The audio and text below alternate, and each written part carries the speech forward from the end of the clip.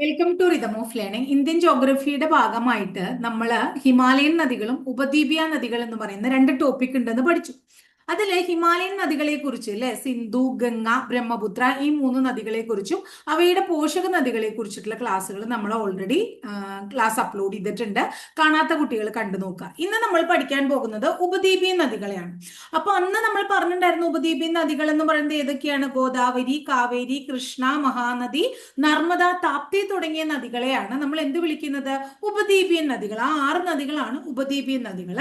ആ ഉപദ്വീപീയ നദികളുടെ പ്രത്യേകത, ഈ ഉപദ്വീപീയ നദികൾ ഉണ്ടല്ലോ, ഇവ ഭൂരിഭാഗവും മഴയെ മാത്രം ആശ്രയിച്ച് ഒഴുകുന്ന നദികളാണ്.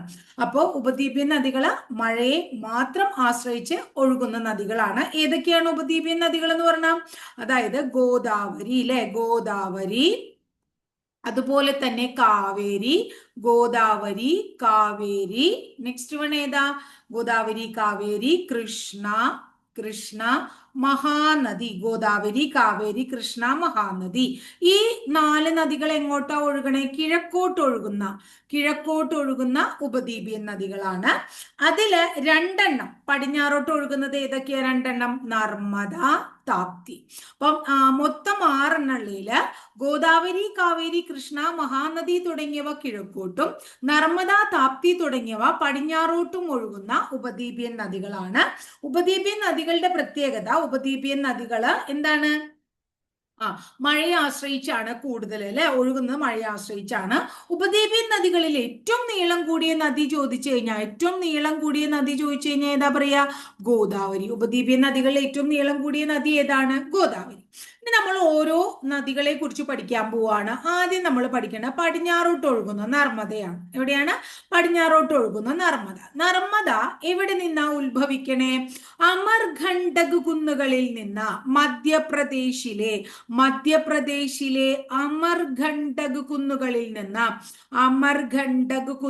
നിന്ന് ഉത്ഭവിക്കുന്ന നദിയാണ് ഏത്? നർമ്മദ. ഇത് എവിടെയാ പതിക്കണേ? നർമ്മദ താപ്തി എങ്ങോട്ട് ഒഴുകണേ? പടിഞ്ഞാറോട്ടല്ലേ ഒഴുകണേ. അപ്പൊ എവിടെയാ പതിക്കുണ്ടാവുക? അറബിക്കടലിൽ പതിക്കുന്നു. എവിടെ പതിക്കുന്നു? അറബിക്കടലിൽ. അപ്പൊ മധ്യപ്രദേശിലെ അമർഖണ്ഡ കുന്നുകളിൽ നിന്ന് ഉത്ഭവിച്ച് അറബിക്കടലിൽ പതിക്കുന്ന നദിയാണ് നർമ്മദ. ട്ടോ. ഇനി അടുത്തത് പടിഞ്ഞാറോട്ട് ഒഴുകുന്ന ഉപദ്വീപീയൻ നദികളിൽ. ഇത് പടിഞ്ഞാറോട്ടാണ് ഒഴുകുന്നത്. ഈ പടിഞ്ഞാറോട്ട് ഒഴുകുന്നതിൽ ഏറ്റവും വലിയ നദി നർമ്മദയാണ്. പടിഞ്ഞാറോട്ട് ഒഴുകുന്ന 2 അല്ലേ ഉള്ളൂ, നർമ്മദയും താപ്തിയും. അതിൽ വലുത് ഏതാണ്? നർമ്മദയാണ്. ഇനി പരീക്ഷയ്ക്ക് ചോദിക്കാറുണ്ട്, ഭ്രംശ താഴ്വരയിലൂടെ ഒഴുകുന്ന നദി. വളരെ പ്രധാനം. ഭ്രംശ താഴ്വരയിലൂടെ ഒഴുകുന്ന പ്രധാന നദിയാണ് നർമ്മദ. ഇനി പ്രാചീന കാലത്ത് നർമ്മദയ്ക്ക് രേവ എന്നൊരു പേരുണ്ട്. എന്താണ് രേവ? പണ്ട് കാലത്ത് രേവ എന്ന പേരിൽ അറിയപ്പെട്ടിരുന്ന നദിയാണ്. PSC എപ്പോഴും ചോദിക്കാറുള്ള ഒരു ചോദ്യമാണ് വിന്ധ്യ, അതുപോലെ തന്നെ സത്പുര. വിന്ധ്യ, സത്പുര പർവ്വത നിരകൾക്കിടയിലൂടെ ഒഴുകുന്ന നദിയാണ് നർമ്മദ. ഈ വിന്ധ്യ, സത്പുര പർവ്വത നിരകൾക്കിടയിലൂടെ ഒഴുകുന്നു എന്നുള്ളത് കൊണ്ട് ഇന്ത്യയെ തെക്കേ ഇന്ത്യ എന്നും, എന്താണ്? തെക്കേ ഇന്ത്യ എന്നും വടക്കേ ഇന്ത്യ എന്നും 2ആയി തരംതിരിക്കുന്ന നദി. ഇന്ത്യയെ തെക്കേ ഇന്ത്യ, വടക്കേ ഇന്ത്യ അങ്ങനെ 2ആയി വിഭജിക്കുന്ന നദിയാണ് നർമ്മദ. ക്ലിയർ ആയില്ലേ? ഇനി അടുത്തത് മധ്യപ്രദേശിലൂടെ ഒഴുകുന്നു എന്നതുകൊണ്ട് തന്നെ മധ്യപ്രദേശിൽ നിന്ന് ഉത്ഭവിക്കുന്നു. മധ്യപ്രദേശിന്റെ ജീവരേഖ എന്നറിയപ്പെടുന്നതും നർമ്മദയാണ്. മധ്യപ്രദേശിന്റെ ജീവരേഖ എന്നറിയപ്പെടുന്നു. മധ്യപ്രദേശ് കൂടാതെ മധ്യപ്രദേശ്, അതുപോലെ തന്നെ ഗുജറാത്ത്, അതുപോലെ തന്നെ മഹാരാഷ്ട്ര എന്നീ സംസ്ഥാനങ്ങളിൽ കൂടെ ഏതൊഴുകുന്നുണ്ട്? നർമ്മദ ഒഴുകുന്നുണ്ട്. മഹാരാഷ്ട്ര, മധ്യപ്രദേശ്, ഗുജറാത്ത് എന്നീ സംസ്ഥാനങ്ങളിലൂടെ ഒഴുകുന്നു. അതിന്റെ പ്രധാനപ്പെട്ട പോഷക നദികളാണ് താവ, അതുപോലെ തന്നെ ബെഞ്ചാർ, അതുപോലെ ഷേർ. ഏതാണ്? ഷേർ, ഹിരൺ തുടങ്ങിയവ ഇതിന്റെ പ്രധാനപ്പെട്ട പോഷക നദികളാണ് എന്ന് ഓർത്തു വയ്ക്കാം. നർമ്മദയുടെ ഏറ്റവും നീളം കൂടിയ പോഷക നദി താവയാണ്. നീളം കൂടിയ പോഷക നദി ഏതാണ്? താവയാണ്. നർമ്മദ നദി തീരത്ത് സ്ഥിതി ചെയ്യുന്ന പ്രധാനപ്പെട്ട പട്ടണങ്ങൾ ഏതൊക്കെയാണ്? മാൻഡ്ല നർമ്മദ നദീ തീരത്താണ്. എന്താണ്? മാൻഡ്ല. അതുപോലെ തന്നെ ജബൽപൂർ നർമ്മദ നദീ തീരത്താണ്. മാൻഡ്ല, ജബൽപൂർ തുടങ്ങിയ പ്രസിദ്ധമായ പ്രസിദ്ധമായിട്ടുള്ള നർമ്മദാ നദീ തീരത്തെ പട്ടണങ്ങളാണ്. നർമ്മദയിൽ സ്ഥിതി ചെയ്യുന്ന പ്രധാനപ്പെട്ട അണക്കെട്ടിന്റെ പേര് സർദാർ സരോവർ അണക്കെട്ട് എന്നാണ്. സർദാർ സരോവർ അണക്കെട്ട് കേട്ടോ, സർദാർ സരോവർ.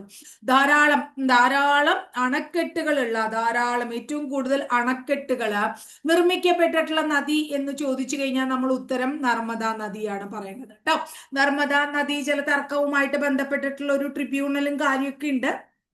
അതിന്റെ വിധി പ്രഖ്യാപിച്ച ട്രിബ്യൂണലിന്റെ എന്താ പറയുന്നത്, അത് പരിഹാര ട്രിബ്യൂണലിന്റെ ആദ്യത്തെ ചെയർമാൻ ആര് എന്ന് ചോദിച്ചു കഴിഞ്ഞാൽ അദ്ദേഹത്തിന്റെ പേര് ജസ്റ്റിസ് വി രാമസ്വാമിയാണ്. Justice V Ramaswamy. ഇനി നമ്മൾ കൻഹ എന്ന് പറയുന്ന ഒരു നാഷണൽ പാർക്കിനെ കുറിച്ച് കേട്ടിട്ടുണ്ടല്ലോ, കൻഹ നാഷണൽ പാർക്ക്. ഈ കൻഹ നാഷണൽ പാർക്ക് സ്ഥിതി ചെയ്യുന്നത് നർമ്മദാ നദീ തീരത്താണ്. നമ്മുടെ റുഡ്യാർഡ് കിപ്ലിംഗ് അല്ലെ, അദ്ദേഹത്തിന്റെ ജംഗിൾ ബുക്കിൽ പരാമർശിക്കുന്ന ദേശീയോദ്യാനമാണ് ഏത്, നമ്മുടെ കൻഹ ദേശീയോദ്യാനം. ഇനി അറബിക്കടലിലാണ് പതിക്കുന്നത്. അത് ഗുജറാത്തിലെ ഗൾഫ് ഓഫ് കാമ്പട്ട് എന്ന് പറയുന്ന സ്ഥലത്ത് വെച്ചിട്ടാണ് അറബിക്കടലിൽ പതിക്കുന്നത്. അപ്പൊ ഇത്രയാണ് നമുക്ക് നർമ്മദ എന്ന് പറയുന്ന നദിയെ കുറിച്ച് പഠിക്കാനുള്ളത്. മധ്യപ്രദേശിലെ അമർഖണ്ഡക് മലനിരകളിൽ നിന്ന് ഉത്ഭവിച്ച് ഗുജറാത്തിലെ ഗൾഫ് ഓഫ് കാമ്പട്ട് എന്ന് പറയുന്ന സ്ഥലത്ത് വെച്ച് അറബിക്കടലിൽ പതിക്കുന്നു. മധ്യപ്രദേശിന്റെ ജീവരേഖ എന്നറിയപ്പെടുന്നു. പ്രാചീന കാലത്ത് രേവ എന്നറിയപ്പെട്ടിരുന്നു. ഭ്രംശ താഴ്വരയിലൂടെ ഒഴുകുന്ന നദിയാണ്. വിന്ധ്യ സത്പുര പർവ്വതനിരകൾക്കിടയിലൂടെ ഒഴുകുന്ന നദിയാണ്. ഇന്ത്യയെ തെക്കേ ഇന്ത്യ എന്നും വടക്കേ ഇന്ത്യ എന്നും രണ്ടായി വേർതിരിച്ചിരിക്കുന്ന നദിയാണ് അല്ലെ. പടിഞ്ഞാറോട്ട് ഒഴുകുന്ന ഉപദ്വീപിയൻ നദികളിൽ വലിയ നദിയാണ്. താവ, ബഞ്ചാർ, ഷേർ, ഹിരൺ. താവ, ബഞ്ചാർ, ഷേർ, ഹിരൺ തുടങ്ങിയവ നർമ്മദയുടെ പോഷക നദികളാണ്. അതിൽ തന്നെ ഏറ്റവും നീളം കൂടിയ നദി താവയാണ്. മധ്യപ്രദേശ്, ഗുജറാത്ത്, മഹാരാഷ്ട്ര എന്നീ നദി സംസ്ഥാനങ്ങളിലൂടെ ഒഴുകുന്നുണ്ട്.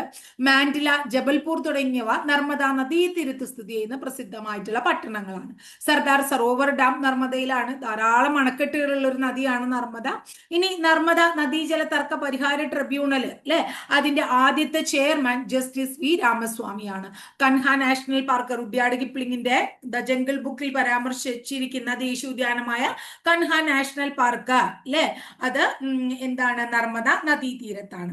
ഇനി അടുത്തത് നർമ്മദ കഴിഞ്ഞാൽ നമുക്ക് അടുത്ത പടിഞ്ഞാറോട്ട് ഒഴുകണ നദിയാണ് താപ്തിയിലോ. അപ്പൊ താപ്തി ഒന്ന് പഠിക്കുക. താപ്തിയുടെ പ്രത്യേകത, താപ്തി സാത്പുര നിരയിലെ മുൾട്ടായ് വനത്തിൽ നിന്ന് ഉത്ഭവിക്കുന്നു.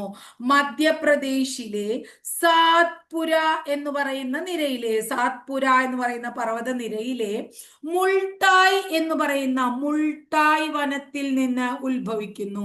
മധ്യപ്രദേശിലെ സാത്പുര നിരയിലെ മുൾട്ടായ് റിസർവ് വനത്തിൽ നിന്ന് ഉത്ഭവിക്കുന്നതാണ് താപ്തി. താപ്തിയുടെ പ്രത്യേകത, പണ്ട് കാലത്ത് താപ്പി എന്ന പേരിൽ അറിയപ്പെട്ടിരുന്നു. ഇനി നർമ്മദയുടെ ഇരട്ട എന്നും വിളിക്കുന്നു. അപ്പൊ നർമ്മദയുടെ ഇരട്ട എന്നറിയപ്പെടുന്ന നദിയാണ് താപ്പി എന്ന് പണ്ട് കാലത്ത് വിളിക്കുന്നുണ്ട്. ഇനി അടുത്തത് താപ്തിയിൽ സ്ഥിതി ചെയ്യുന്ന പ്രധാനപ്പെട്ട ഒരു അണക്കെട്ടുണ്ട്, വളരെ ഇമ്പോർട്ടന്റ് ആണ്. താപ്തിയിൽ സ്ഥിതി ചെയ്യുന്ന ഈ അണക്കെട്ടിന്റെ പേര് ഉക്കായ് അണക്കെട്ട്. ഉക്കായ് അണക്കെട്ട്, ഉക്കായ് അണക്കെട്ട്. നർമ്മദയും താപ്തിയും പടിഞ്ഞാറോട്ട് ഒഴുകുകയാണ്. അപ്പൊ എവിടെയാ പതിക്കുണ്ടാവുക, അറബിക്കടലിൽ പതിക്കുന്നു അല്ലെ. എവിടെയാ പതിക്കണേ, അറബിക്കടലിലാണ്. ഇനി പ്രധാനപ്പെട്ട വൈദ്യുത പദ്ധതികൾ, താപ്തിയിൽ സ്ഥിതി ചെയ്യുന്ന പ്രധാനപ്പെട്ട വൈദ്യുത പദ്ധതികൾ ചോദിക്കുകയാണെങ്കിൽ ഒന്ന് ഉക്കായ് തന്നെയാണ്, അടുത്തത് കാക്രപ്പാറയാണ്. കാക്രപ്പാറ PSC എപ്പോഴും ചോദിക്കാറുണ്ട്, കാക്രപ്പാറ. അപ്പൊ മധ്യപ്രദേശിലെ സാത്പുര നിരയിലെ മുൾട്ടായ് വനത്തിൽ നിന്ന് ഉത്ഭവിക്കുന്ന താപ്തി അറബിക്കടലിൽ പതിക്കുന്നു. താപ്പി എന്ന് പണ്ടുകാലത്ത് അറിയപ്പെട്ടിരുന്നു. നർമ്മദയുടെ ഇരട്ടയാണ് താപ്തി. അണക്കെട്ട്, ഇവിടുത്തെ പ്രധാനപ്പെട്ട ഒരു അണക്കെട്ടാണ് ഈ നദിയിലെ ഉക്കായി. ഉക്കായും അതുപോലെ തന്നെ കാക്രപ്പാറയും ഇതിൽ സ്ഥിതി ചെയ്യുന്ന പ്രധാനപ്പെട്ട ജലവൈദ്യുത പദ്ധതികളാണ്.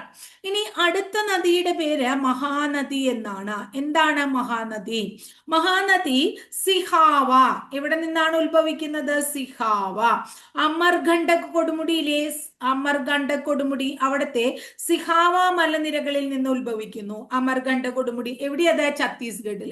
അപ്പൊ ഛത്തീസ്ഗഡിലെ സിഹാവ മലനിരകളിൽ നിന്ന്, ഛത്തീസ്ഗഡിലെ സിഹാവ മലനിരകളിൽ നിന്ന് ഉത്ഭവിക്കുന്നു മഹാനദി. ഒഡീഷയുടെ ദുഃഖം എന്നറിയപ്പെടുന്നു, വളരെ ഇമ്പോർട്ടന്റ് ആണ്. ഒഡീഷയുടെ ദുഃഖം എന്നറിയപ്പെടുന്നത് മഹാനദിയാണ്. ഒഡീഷയുടെ ദുഃഖം എന്ന് എന്തിനെ വിളിക്കുന്നു? മഹാനദിയെ വിളിക്കുന്നു. ഒഡീഷയുടെ ദുഃഖമാണ്, പരീക്ഷയ്ക്ക് എപ്പോഴും ചോദിക്കാറുള്ളതാണ്. ഇത് കിഴക്കോട്ട് എവിടെയാണ്?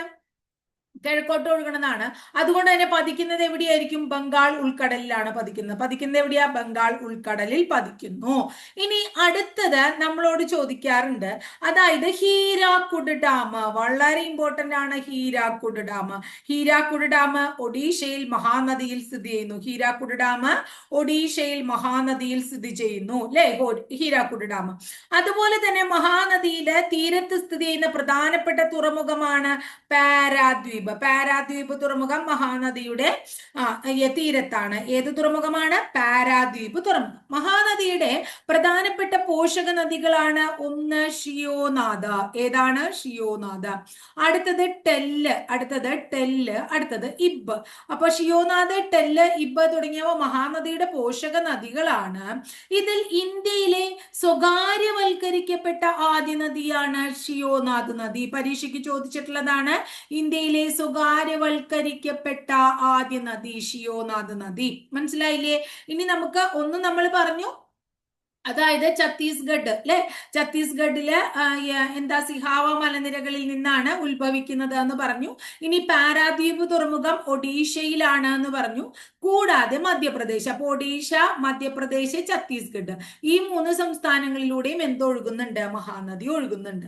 അപ്പൊ മഹാനദി സിഹാവ മലനിരകളിൽ നിന്ന്, ഛത്തീസ്ഗഡിലെ അമർഖണ്ഡ് കൊടുമുടിയിലെ സിഹാവ മലനിരകളിൽ നിന്ന് ഉത്ഭവിക്കുന്നു.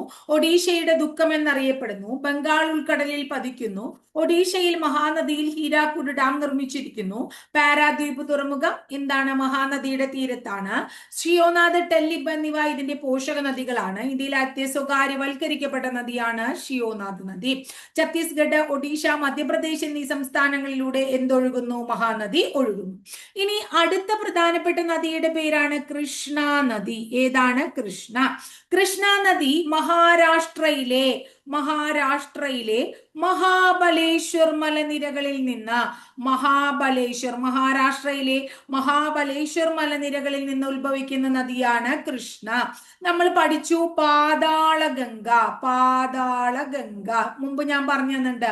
അർദ്ധഗംഗ, തെലുങ്ക് ഗംഗ, അർദ്ധഗംഗ, തെലുങ്ക് ഗംഗ, പാതാളഗംഗ എന്നീ പേരുകളിലൊക്കെ അറിയപ്പെടുന്നത് കൃഷ്ണ നദിയാണ്. അർദ്ധഗംഗ, പാതാളഗംഗ, തെലുങ്ക് ഗംഗ എന്നൊക്കെ അറിയപ്പെടുന്നു. കൃഷ്ണ നദിയിൽ നിന്ന് ചെന്നൈ നഗരത്തിലേക്ക് വെള്ളം എത്തിക്കാനുള്ള പദ്ധതിയുടെ പേരാണ് തെലുങ്ക് ഗംഗ പദ്ധതി. അപ്പൊ തെലുങ്ക് ഗംഗ പദ്ധതി എന്താണ്? ചെന്നൈ നഗരത്തിലേക്ക് കൃഷ്ണ നദിയിൽ നിന്ന് വെള്ളം എത്തിക്കാനുള്ള എന്താ പറയുന്നത് പദ്ധതിയാണ്. ഇനി അടുത്തത് നാഗാർജുന സാഗർ അണക്കെട്ട്. പരീക്ഷയ്ക്ക് ചോദിക്കാറുണ്ട്.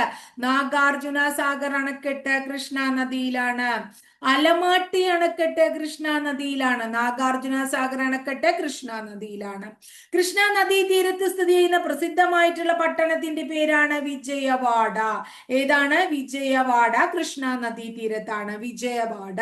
ഇനി കൃഷ്ണ നദിയുടെ പോഷക നദികൾ പരീക്ഷയ്ക്ക് ചോദിച്ചിട്ടുള്ളതാണ് തുംഗഭദ്ര, അതുപോലെ തന്നെ കൊയ്ന, തുംഗഭദ്ര, കൊയ്ന, അതുപോലെ ഭീമ, മാലപ്രഭ,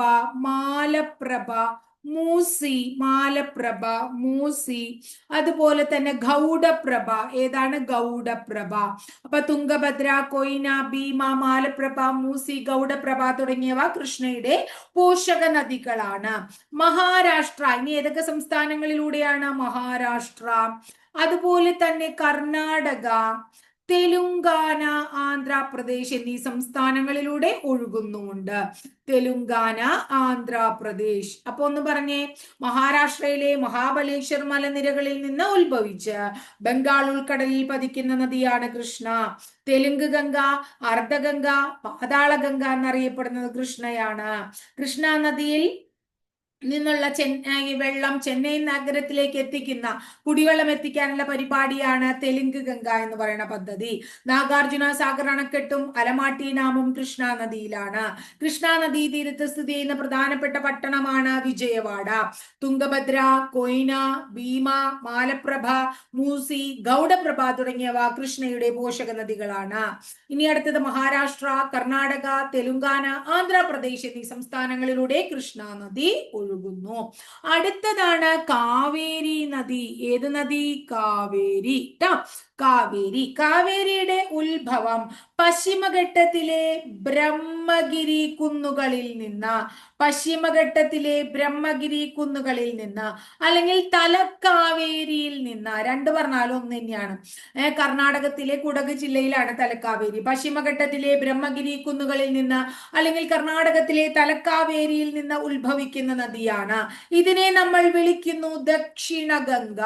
ദക്ഷിണ ഗംഗ എന്നറിയപ്പെടുന്നത് കാവേരിയാണ്. ദക്ഷിണ ഗംഗ എന്നറിയപ്പെടുന്നത് കാവേരിയാണ്. അപ്പൊ ദക്ഷിണ ഗംഗ എന്നറിയപ്പെടുന്നു കാവേരി നദി. കാവേരിയുടെ പ്രധാനപ്പെട്ട 3 പോഷക നദികളാണ് കേരളത്തിലൂടെ കിഴക്കോട്ട് ഒഴുകുന്ന നദികൾ എന്ന് നമ്മൾ പഠിച്ചിട്ടുള്ളത്. ഏതൊക്കെയാണെന്ന് നിങ്ങൾക്കറിയാം. കബനി, അതുപോലെ തന്നെ ഭവാനി, അതുപോലെ തന്നെ പാമ്പാർ എന്ന് പറയുന്നത്. ഈ കബനി, ഭവാനി, പാമ്പാർ എന്നീ പോഷക നദികൾ കൂടാതെ ഹരംഗി, എന്താണ് ഹരംഗി, അതുപോലെ തന്നെ ലക്ഷ്മണ തീർത്ഥ, എന്താണ് ലക്ഷ്മണ തീർത്ഥ, ലക്ഷ്മണ തീർത്ഥ, കൂടാതെ അർക്കാവതി, എന്താണ് അർക്കാവതി, അർക്കാവതി, അമരാവതി എന്നിവയും കാവേരിയുടെ പോഷക നദികളാണ്. അർക്കാവതി, അമരാവതി, ലക്ഷ്മണ തീർത്ഥ, ഹരംഗി, കബനി, ഭവാനി, പാമ്പാർ തുടങ്ങിയവ കാവേരി നദിയുടെ പോഷക നദികളാണ്. ഇനി കാവേരി നദിയിലെ പ്രധാനപ്പെട്ട വെള്ളച്ചാട്ടമാണ് ഹൊഗ്ഗനക്കൽ. അപ്പൊ ഹൊഗ്ഗനക്കൽ വെള്ളച്ചാട്ടം എവിടെയാണ്? കാവേരി നദിയിലാണ്. ഇന്ത്യയിലെ ആദ്യത്തെ ഡാം ഏതാണ്? ഗ്രാൻഡ് ഡാം ആണ്. ഇന്ത്യയിലെ ആദ്യത്തെ ഡാം ഗ്രാൻഡ് ഡാം ആണ് നിർമ്മിച്ചിരിക്കുന്നത് കാവേരി നദിയിലാണ്. ഇന്ത്യയിലെ ആദ്യത്തെ ജലവൈദ്യുത പദ്ധതി ഏതാണ്? ശിവസമുദ്രമാണ്. അത് നിർമ്മിച്ചിരിക്കുന്നതും എവിടെയാണ്? കാവേരിയിലാണ്. ഇനി കാവേരി നദീജല പ്രശ്നം നിലനിൽക്കുന്ന സംസ്ഥാനങ്ങളാണ് ഏതൊക്കെ? തമിഴ്നാടും കർണാടകവും. ചോദിച്ചിട്ടുണ്ട് കാവേരി നദീജല തർക്കം നിലനിൽക്കുന്ന എന്താണ് സംസ്ഥാനങ്ങളാണ് ഏതൊക്കെ എന്ന് പറയുന്നത്? നമ്മുടെ തമിഴ്നാടും അതുപോലെ തന്നെ കർണാടകവും എന്ന് പറയുന്നത്. ഇനി അടുത്തത് ഇന്ത്യയുടെ കാവേരി നദീ തീരത്തുള്ള പ്രധാനപ്പെട്ട പട്ടണങ്ങളാണ്. ഒന്ന് ശ്രീരംഗപട്ടണം, അടുത്തതും ചോദിച്ചിട്ടുണ്ട് തഞ്ചാവൂര്, ശ്രീരംഗപട്ടണം. ഇനി കൂടാണ്ടുണ്ട് ഇപ്പൊ ഈറോഡ്, മേട്ടൂർ അതൊക്കെ ഉണ്ട്. പക്ഷെ കൂടുതൽ ചോദിക്കാറില്ല ശ്രീരംഗപട്ടണവും തഞ്ചാവൂരാണ്. അപ്പൊ ഇത് പ്രധാനപ്പെട്ടതാണ്. എന്താ പറയുന്നത്? ഈ കാവേരി നദിയുടെ. ഇപ്പൊ ഈ ഹൊഗ്ഗനക്കലും അതുപോലെ ഗ്രാൻഡ് ഡാമും ശിവസമുദ്രവും ഇതൊക്കെ പരീക്ഷയ്ക്ക് ചോദിച്ചിട്ടുള്ളതാണ്, സ്ഥിരമായിട്ട് ചോദിക്കാറുള്ളതാണ്. ഇനി അതുപോലെ കൃഷ്ണരാജ സാഗർ എന്ന് പറയുന്ന ഒരു ഡാമും കൂടി ഉണ്ട് കേട്ടോ, കൃഷ്ണരാജ സാഗർ. ഈ കൃഷ്ണരാജ സാഗർ എന്താണെങ്കിൽ കർണാടകയിലെ മൈസൂരിലെ കാവേരി നദിക്ക് കുറുകെ നിർമ്മിച്ചിരിക്കുന്നതാണ് കൃഷ്ണരാജ സാഗർ. അപ്പൊ കൃഷ്ണരാജ സാഗർ ഡാം ഉണ്ട്, ഗ്രാൻഡ് ഡാം ഉണ്ട് കാവേരിയില്, ശിവസമുദ്രം ജലവൈദ്യുത പദ്ധതി ഉണ്ട്, ഹൊഗ്ഗനക്കൽ വെള്ളച്ചാട്ടം ഉണ്ട്. തമിഴ്നാടും കർണാടകവുമായിട്ട് പ്രശ്നം നിലനിൽക്കുന്നുണ്ട് ഇല്ലേ? ശ്രീരംഗപട്ടണം, തഞ്ചാവൂർ എന്നിവ ഇതിന്റെ തീരത്തുള്ള പ്രധാനപ്പെട്ട പട്ടണങ്ങളാണ്. മഹാനദി കബനി, ഭവാനി, പാമ്പാർ, ഹരംഗി, ലക്ഷ്മണ തീർത്ഥ, അർക്കാവതി, അമരാവതി തുടങ്ങിയ പോഷക നദികളുണ്ട്. ഇനി ദക്ഷിണ ഗംഗ എന്നൊരു പേരുണ്ട്. കാവേരി ബ്രഹ്മഗിരി കുന്നുകളിൽ നിന്ന് അല്ലെങ്കിൽ തലക്കാവേരിയിൽ നിന്ന് ഉത്ഭവിക്കുന്നു. ഇനി ലാസ്റ്റ് നദിയുടെ പേര് ഗോദാവരി എന്നാണ്. ഏറ്റവും അവസാനത്തെ നദി ഗോദാവരി നദി. ഏതാണ്? ഗോദാവരി. ഗോദാവരിയുടെ ഉത്ഭവം നാസിക്കിൽ നിന്നാണ്. നാസിക്കിലെ ത്രയംബകം കുന്നുകളിൽ. നാസിക് എവിടെയാത്? മഹാരാഷ്ട്ര അല്ലെ. നാസിക്കിലെ ത്രയംബകം മലനിരകളിൽ നിന്ന് ഉത്ഭവിക്കുന്നു. ദക്ഷിണേന്ത്യയിലെ ഏറ്റവും നീളം കൂടിയ നദി, ദക്ഷിണേന്ത്യയിലെ നീളം കൂടിയ നദിയാണ്. നീളം കൂടിയ ഉപദ്വീപീയ നദിയാണ് അല്ലെ. ഉപദ്വീപിയൻ നദികളിലെ നീളം കൂടുതൽ ഗോദാവരിക്കാണ്. പൂർണ്ണമായും ഇന്ത്യയിലൂടെ ഒഴുകുന്ന ഏറ്റവും നീളം കൂടിയ ഉപദ്വീപീയ നദിയാണ്. പൂർണ്ണമായിട്ടും ഇന്ത്യയിലൂടെ ഒഴുകുന്ന നീളം കൂടിയ ഉപദ്വീപിയൻ നദിയാണ് അല്ലെ. ഇനി അടുത്തത് വൃദ്ധഗംഗ എന്നറിയപ്പെടുന്നു. ഇപ്പൊ വൃദ്ധഗംഗയാണ് ഗോദാവരി. നാസിക്കിലെ ത്രയംബകം മലനിരകളിൽ നിന്ന് ഉത്ഭവിക്കുന്നു. ദക്ഷിണേന്ത്യയിലെ ഏറ്റവും നീളം കൂടിയ നദിയാണ്, ഏറ്റവും നീളം കൂടിയ ഉപദ്വീപീയ നദിയാണ്, പൂർണ്ണമായും ഇന്ത്യയിലൂടെ ഒഴുകുന്ന ഏറ്റവും നീളം കൂടിയ ഉപദ്വീപിയൻ നദിയാണ്. ഇതൊക്കെ ചോദിച്ചു കഴിഞ്ഞാൽ ഗോദാവരിയാ പറഞ്ഞത്. അപ്പൊ അങ്ങനെ നമ്മൾ പ്രധാനപ്പെട്ട ഇന്ത്യയിലെ നദികളും നമ്മുടെ പഠിച്ചു കഴിഞ്ഞു. അപ്പൊ ഏകദേശം കുറെ അധികം ഭാഗം നമ്മൾ ജോഗ്രഫിയുടെ പഠിച്ചു കഴിഞ്ഞിട്ടുണ്ട് കേട്ടോ. ഇനി അടുത്തത് നമുക്ക് കുറച്ച് ഭാഗം കൂടി ഉണ്ട്. അപ്പൊ അതും കൂടെ കഴിയുമ്പോ എന്താ നമ്മുടെ ജോഗ്രഫി എന്ന് പറയുന്ന ഭാഗവും ഇവിടെ തീരും. അപ്പൊ ഇത്രയേ ഉള്ളൂ.